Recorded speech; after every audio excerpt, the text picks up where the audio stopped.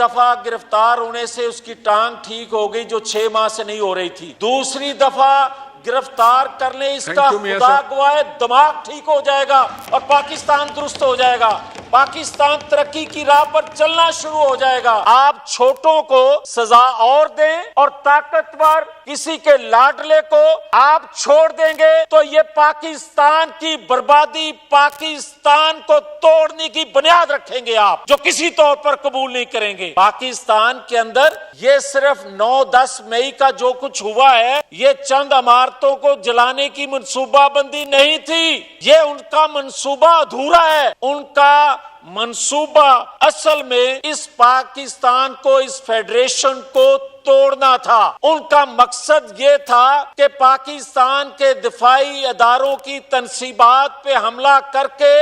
دنیا کو ہم بتائیں جو عالمی سازش ہے، باہر سے عالمی فورسز اگر ہمارے اداروں کو کمزور کرنا چاہتی ہیں تو ہم وہ چھوٹے بڑے تحفظات ختم کر کے بھی ان پاکستان کے اداروں کا دفاع کریں گے۔ گزارش یہ ہے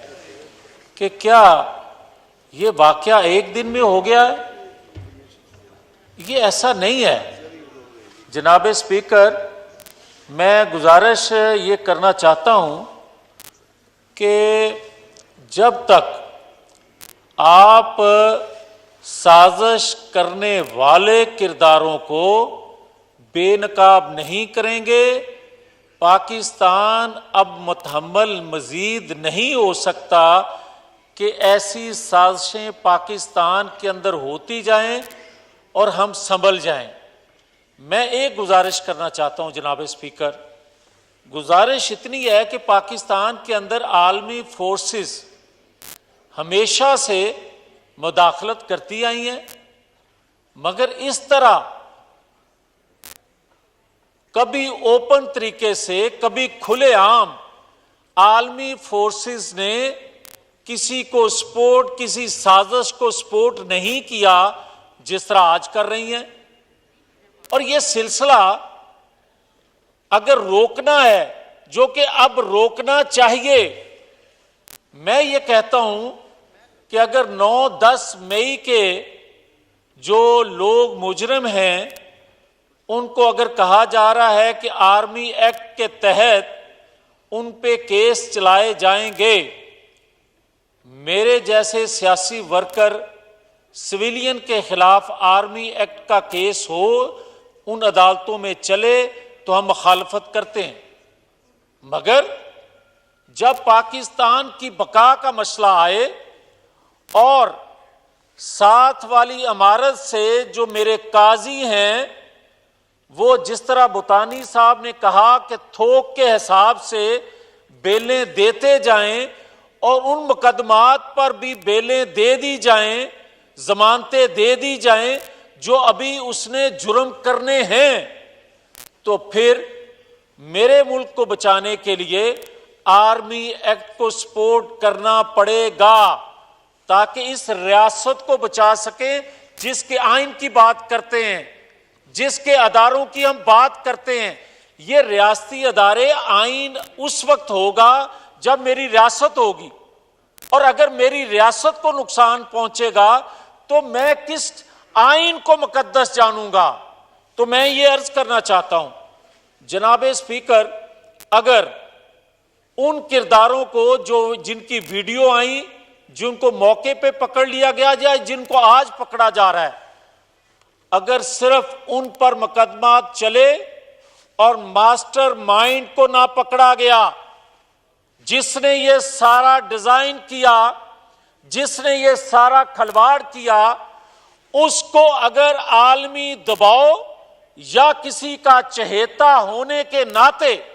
یا کسی قاضی کا قریبی ہونے کے ناطے یا ججز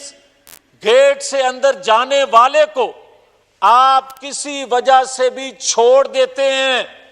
تو ان کرداروں کو سزا جو ہوئی ہم کسی طور پر قبول نہیں کریں گے۔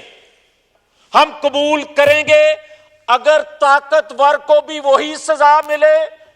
سازش کرنے والوں کو بھی وہی سزا ملے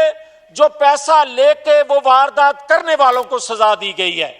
اور اگر آپ چھوٹوں کو سزا اور دیں اور طاقتور کسی کے لاڈلے کو آپ چھوڑ دیں گے تو یہ پاکستان کی بربادی، پاکستان کو توڑنے کی بنیاد رکھیں گے آپ، جو کسی طور پر قبول نہیں کریں گے۔ پاکستان کے اندر یہ صرف 9-10 مئی کا جو کچھ ہوا ہے، یہ چند عمارتوں کو جلانے کی منصوبہ بندی نہیں تھی، یہ ان کا منصوبہ ادھورا ہے۔ ان کا منصوبہ اصل میں اس پاکستان کو، اس فیڈریشن کو توڑنا تھا۔ ان کا مقصد یہ تھا کہ پاکستان کے دفاعی اداروں کی تنصیبات پہ حملہ کر کے